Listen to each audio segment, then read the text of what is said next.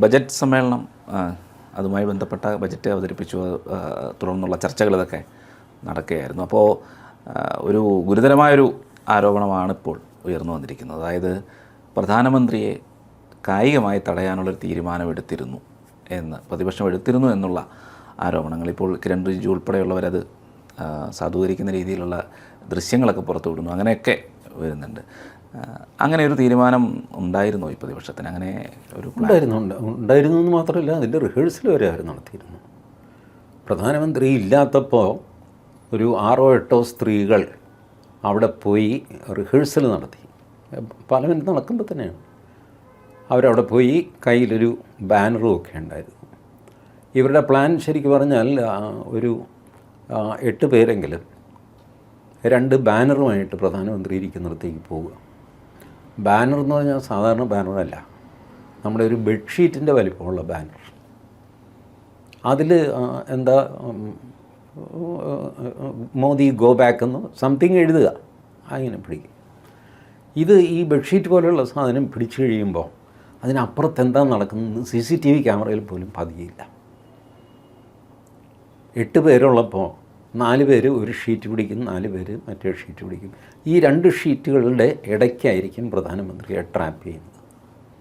അതിനിടയ്ക്ക് ബ്ലൗസ് കീറുക, പിടിക്കുക, സാരി അഴിയുക, ഇതെല്ലാം കൂടെ നരേന്ദ്രമോദിയുടെ തലയിൽ വെച്ചിട്ട് അന്താരാഷ്ട്ര തലത്തിൽ തന്നെ ഇത് പ്രചരിപ്പിക്കുക.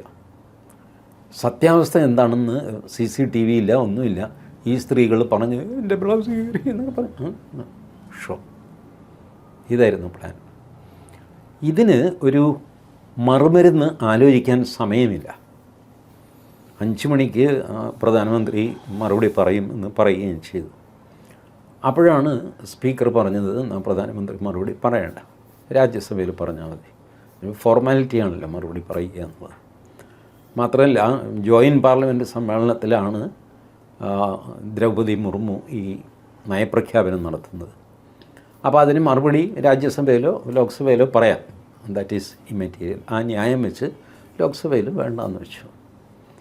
അത് വളരെ മോശമായ കാര്യം. പക്ഷേ അതിലും ഒരു ആശ്വാസമുള്ളത് എന്താണെന്ന് വെച്ചാൽ, സ്പീക്കർക്ക് ഈ വിവരം കൊടുത്തത് കോൺഗ്രസ്സിലെ സ്ത്രീ MLA-മാരിൽ ആരോ ആണ്.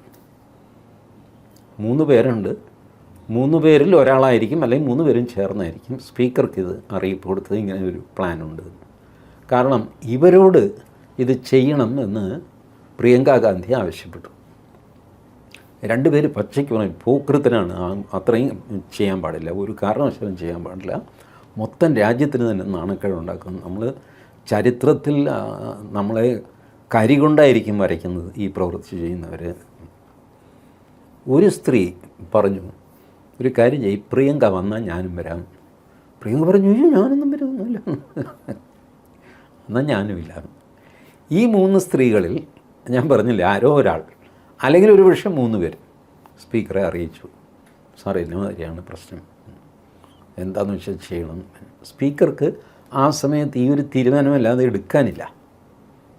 കാരണം സമയമായില്ല, അപ്പോഴത്തേക്ക് 4:52 അങ്ങനെ മറ്റോ ആയി. അപ്പോൾ പ്രധാനമന്ത്രിയോട് പറഞ്ഞു ലോക്സഭയിൽ പോകണ്ടെന്ന്. അത്യപൂർവമായ പ്രധാനമന്ത്രി എന്ന് പറഞ്ഞാൽ സഭാനാഥൻ, സഭാ നേതാവ് എന്നൊക്കെയാണ് പ്രധാനമന്ത്രിയെ വിളിക്കുന്നത്. സാധാരണ ഇതിൽ പ്രധാനമന്ത്രി എണീറ്റ് കഴിഞ്ഞാൽ ബാക്കിയുള്ളവരിയ്ക്കും അദ്ദേഹത്തിന് എന്താ പറയാനുള്ളത്, അതിന് പ്രസിഡൻസ് ഉണ്ട് അദ്ദേഹത്തിന്. ഇപ്പോൾ ഇവിടെ അസംബ്ലിയിലും ഉണ്ട് കേട്ടോ. ഇപ്പോൾ പിണറായി വിജയൻ എണീറ്റ് കഴിഞ്ഞാൽ ബാക്കിയുള്ളവരെല്ലാം ഇരിക്കും, പിണറായി വിജയൻ പറയാനുള്ളത് പറയും. അതുകൊണ്ടാണ് സഭാ നേതാവ് എന്ന് പറയുന്നത്. സഭ ഒന്നായിട്ടാണ് ഭരണഘടന വിഭാവനം ചെയ്തിരിക്കുന്നത്. ഓപ്പോസിഷൻ എന്ന് പറഞ്ഞ ആൾക്കാരെ മാറ്റിയിരുത്തുന്ന ഏർപ്പാട് ഭരണഘടനയിലില്ല. ഈ സഭയെല്ലാം കൂടെ ചേർന്നിട്ട് അവരുടെ നേതാവിനെ തിരഞ്ഞെടുക്കുകയാണ്, അത് പ്രധാനമന്ത്രി. അദ്ദേഹം പ്രധാനമന്ത്രിയാകും. ബാക്കിയൊക്കെ ഇവർ പാർലമെൻറ്റിന് പുറത്ത് പാർട്ടിക്കുള്ളിൽ നടത്തുന്ന കാര്യങ്ങളാണ്. ബട്ട് ഭരണഘടന നോക്കുമ്പോൾ ജനപ്രതിനിധികൾ കൂടിയിട്ട് അവരുടെ നേതാവിനെ തിരഞ്ഞെടുത്തിരിക്കുന്നു, മന്ത്രിമാരെയൊക്കെ തിരഞ്ഞെടുത്തിട്ട് സംഗതി ജോർ. ഇങ്ങനെയാണ് ഭരണഘടന ഇതിനെ കാണുന്നത്. അപ്പോൾ അതിൽ ഇത്രയും ചെയ്തുകൂടാത്ത ഹീനമായ ഒരു പ്ലാനിങ് നടത്തി എന്നുള്ളത് കോൺഗ്രസിൻ്റെ പാർലമെൻ്ററി ചരിത്രത്തിലെ ഏറ്റവും കറുത്ത അധ്യായമായിരിക്കും.